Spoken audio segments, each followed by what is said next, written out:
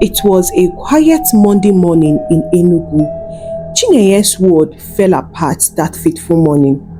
She was busy in the kitchen peeling yam when she heard a loud knock on her door. At first, she thought it was the neighbor's child, but when she heard the knock the second time, very loudly, she then went out to open the door. There, standing two policewomen. The two of them was looking down on the ground, like they couldn't even speak at first, seeing Chinaya, but they managed to speak. Madam Chinaya Okafor, right? Yes, my name is Chinaya Okafor. Well, I'm sorry, ma. We bring you bad news. I don't understand. What happened? Your husband, Mr. Ekene Okafor, was involved in an accident on his way back from Abuja. Chinaya froze. He couldn't even understand what they said few seconds after she said it. Please, what did you just say? Sorry, ma. There was a crash along Lokoja Road. The policewoman continued. We found your husband's ID, his burnt wallet, and his wedding ring. That must be a joke now. People to tell me that is a joke. Where is my husband? The body was burnt badly. It was really unrecognizable. Ah, Jesus. No, he can't be my Ekene. Chinaya began to cry so loudly that even the neighbors had to run inside her home. Chinaya, what happened? The police officers placed the burnt wallet and the ID on the table and left quickly. Chinaya fell to her knees, screaming and crying. That day, her house were full of neighbors who came to console her. Throughout that night, Chinaya could not eat. She just sat by the window, holding her husband's old shirt, the one that smelled so much like him. Ekene, this is so unfair. You promised that you would come home. You promised to be by my side.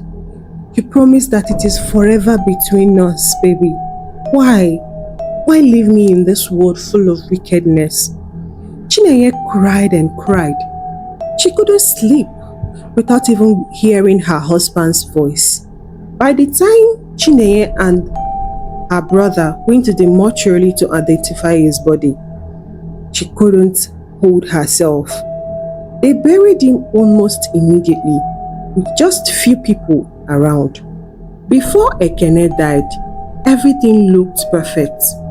Ekene was Chinaya's dream man, tall, calm, and very handsome. He was also a very kind and caring young man. Ekene worked as a businessman, always traveling between Enugu and Abuja. Whenever he returned, he would bring gifts, shoes, perfume, gold earrings. He will buy anything buyable for Chinaya. They always play around together. Is he cooking? Ekene is in the kitchen assisting Chinaya cooking. They have been married for 5 good whole years. They were the kind of couple that makes one to think that marriage looks so easy. Chinaya loved her husband to death. She loved him like her own heartbeat.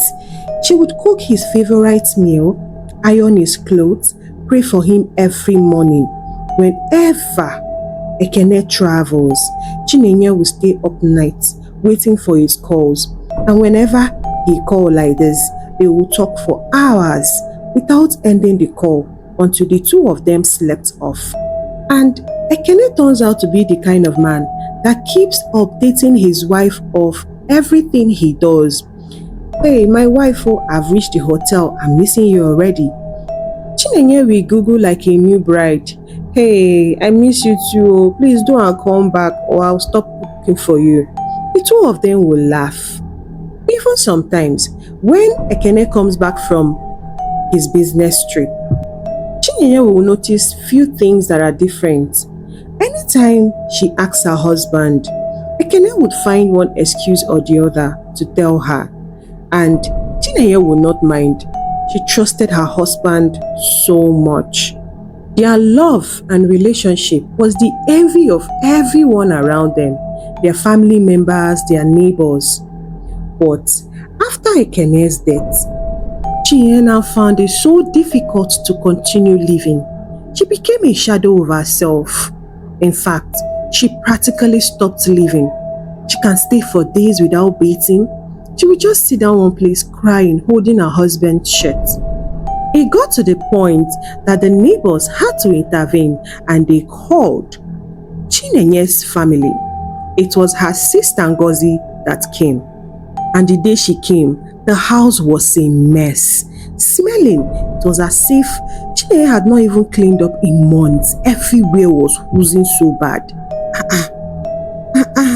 Chinaya, you can't keep living like this now, eh? The dead can't come back to life.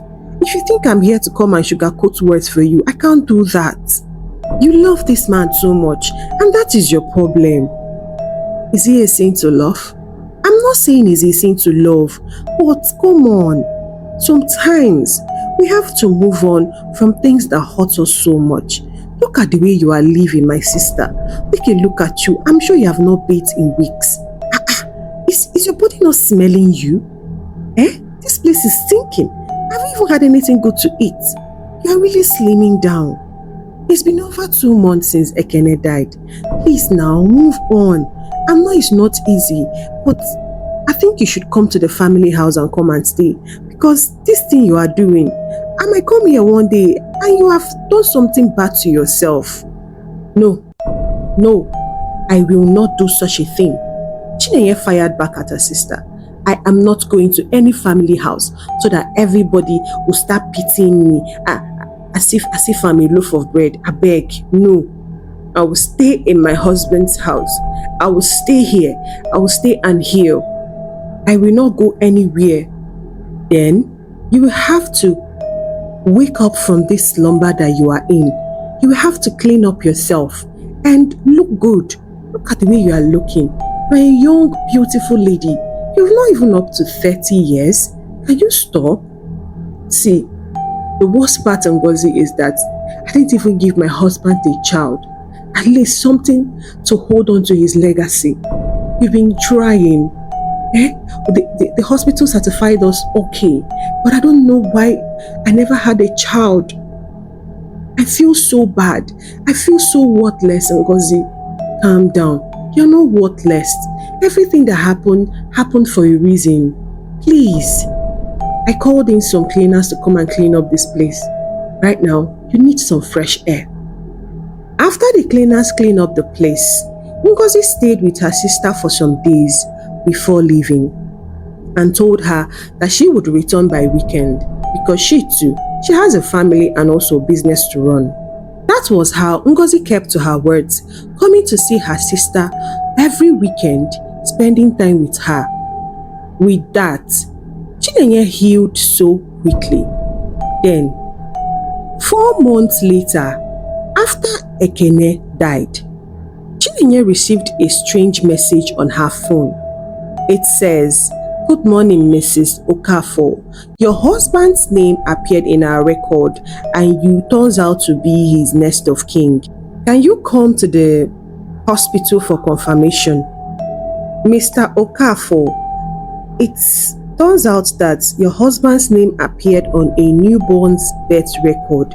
Please confirm that you are Mrs. Okafor." Chinaya froze as if she did not just read that.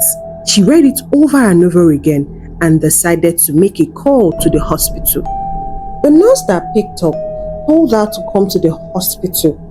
She didn't give Chinaya any other information, just for her to come to the hospital and fill out some forms in case of a gasity. Chinaya was still confused. She called her sister immediately to come over. When Ngozi came over and read the message, she too was shocked.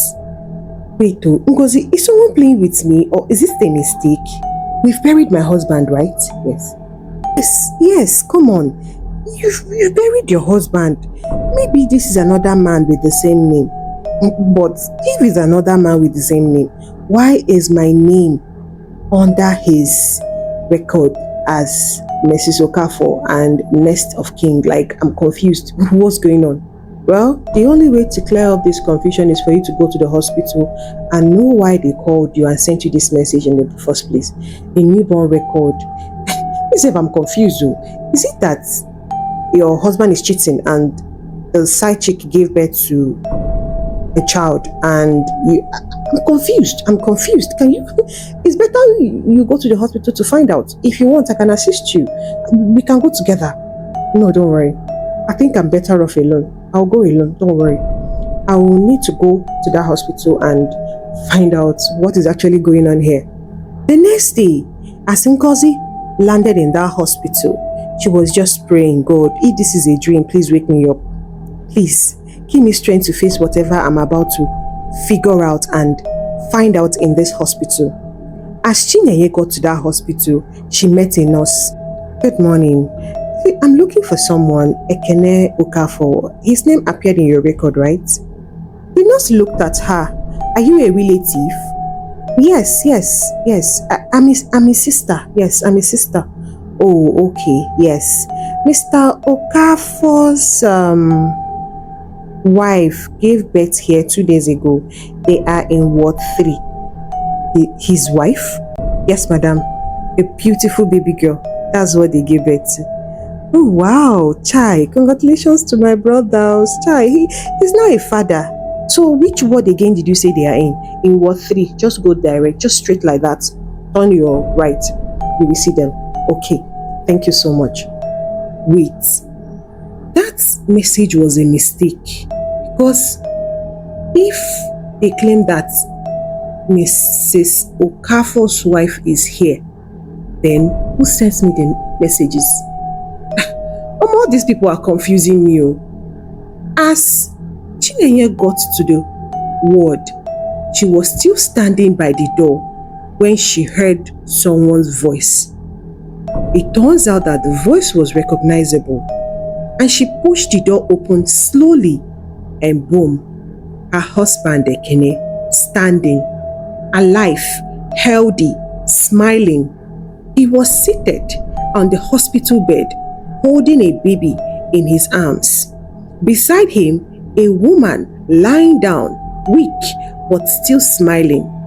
My wife, you did well, Ekene said, kissing the woman's forehead. Our princess looked just like you. Chinaya could not believe her ears. Her mouth went dry. Her head began to spin. She wanted to scream, but no sound came out. All her body, her hands were shaking so badly that she almost made a noise that could have landed her in big trouble. It would have made Ekene to see her, but she managed to turn back and ran out of that ward, covering her mouth. She didn't even run far when she collapsed on the floor and started sobbing so badly. Ekene is alive? My husband is alive? And he's calling another woman his wife? The truth hit Chinaya like a thunder. She couldn't even believe what she just witnessed. So, Ekene faked his own death, the accident, the burnt wallet, the fake body. It was all a lie. So this man left me, not because he died, but because he wanted to start up a new life. He wanted to escape all his debts. And her? Ekene, you messed with the wrong woman. You buried me alive the day you did this, but I will not die again. That night, Chinaya decided to go and lodge in a small hotel near the hospital. That night, Chinaya could not sleep. Her mind were just full of questions and anger. She decided that she will not act like a fool. She will not go straight and start confronting Ekene, never. She needed proof. And Ekene will not go scot-free for what he did. I will teach you a lesson that you will never forget in a hurry. See who I sacrificed all my life for, who I loved so deeply. So you faked your death because of the whole debt you were owing. Or, I hope it's not because of the insurance money. Wait though. Hey, this man is wicked. All of this is because of the insurance money. What? He made me beneficiary. The nest of king. Maybe I'm not getting everything right. I need to know the motive. Why would Ekene do this kind of thing to me?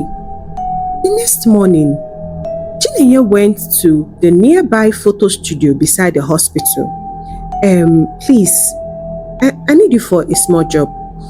There is a small job I want you to do for me. I want you to go to Ward 3 inside the hospital. Inside is my brother-in-law.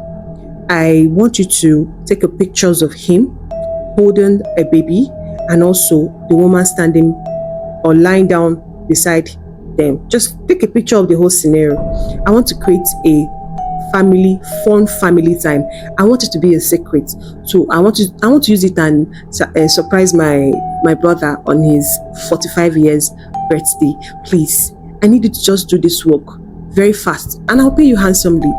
The cameraman did not really think much about it. He agreed. He went inside the ward and successfully took the pictures without Ekene or any of nurses or doctors working in that hospital noticing.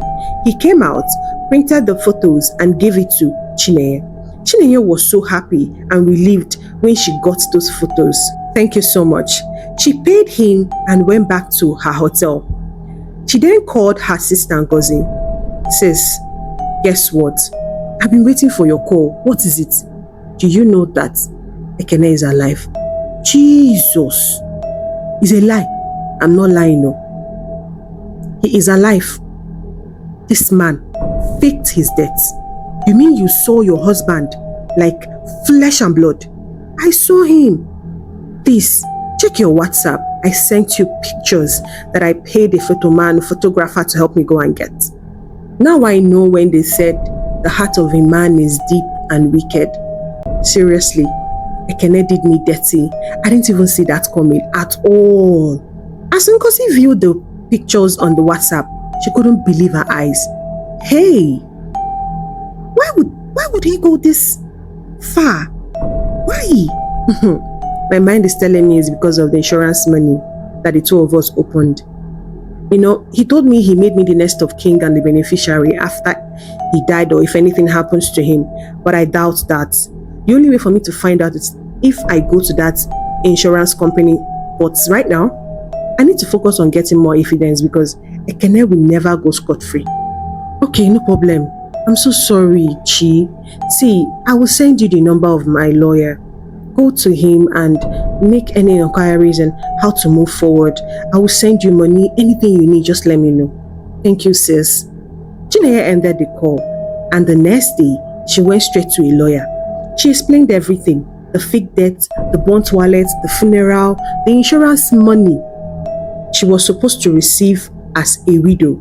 She has not received it yet, and she feels that that is the reason why Ekene faked his own debt so that he will get the money. The money is actually huge. The lawyer stared at her, shocked. Madam, this is a serious crime. If he truly faked his debt, we can charge him for fraud. I know. That is why I came here. I want justice, but I want to do it quietly. I want him to be caught unawares. Then, the lawyer told her to gather all the evidences, the death certificate, get a police report, and even the last insurance payout document. Bring everything. We are going to need it. At the hotel, Chinaya made some calls and gathered everything in just 24 hours. It was revealed to her at that hotel. Chinaya was burning with a very bad fire. She couldn't even sleep. Every night she would just be staring at the ceiling because she couldn't believe that the man she loved so much could betray her in such a manner. Sometimes, Chinaya wanted to enter that hospital, go and beat up Ekene, slap him, and give him the beating of his life for doing such a thing to her, causing her so much trauma, putting her in so much grief, all because of another woman and money. But she had to calm herself down, put herself together so that she would not mess up the whole situation. By the time the insurance payout was sent to her email, Chinaya froze. It turns out that Ekene lied about her being the next of king. He actually made the side chick, the next of kin. Like, she's the one that will collect the whole payout. To Chinaya's shock, they had already paid the side chick a huge amount of money for the burial of Ekene, and according to the email that was sent to her, they are expected to appear at the insurance office in the next 3 days to come and collect the remaining part of the money. Chinaya could not believe her eyes. She then contacted the lawyer. The lawyer told her that that day is the perfect day to catch Ekene red-handed. Chinaya was in that hotel for close to 1 week and 4 days, all because she was gathering evidence, waiting for the perfect time to strike. Then, the D-Day arrived, the day the side chick would go and collect the remaining payout from the insurance. Chinaya went there very, very early in the morning, and she came with 2 policemen and 1 reporter. Few hours later, about 2 hours later, Ekene's side chick finally came in, carrying their child to come and collect the remaining payouts. As she was standing inside the office, 2 policemen came to her, and then Chinaya showed herself and congratulating her on the baby. The side chick froze. I thought you were dead. Chinaya was confused. Dead? What do you mean? Ekene told me you died. Chinaya was standing there confused. So you know about me? Yes, I know about you. I've always known about you. But my husband told me that you were dead. You were his first wife, and he told me that you were dead. He showed me your pictures, the burial, everything. And you were involved in a very bad accident that burned you beyond recognition.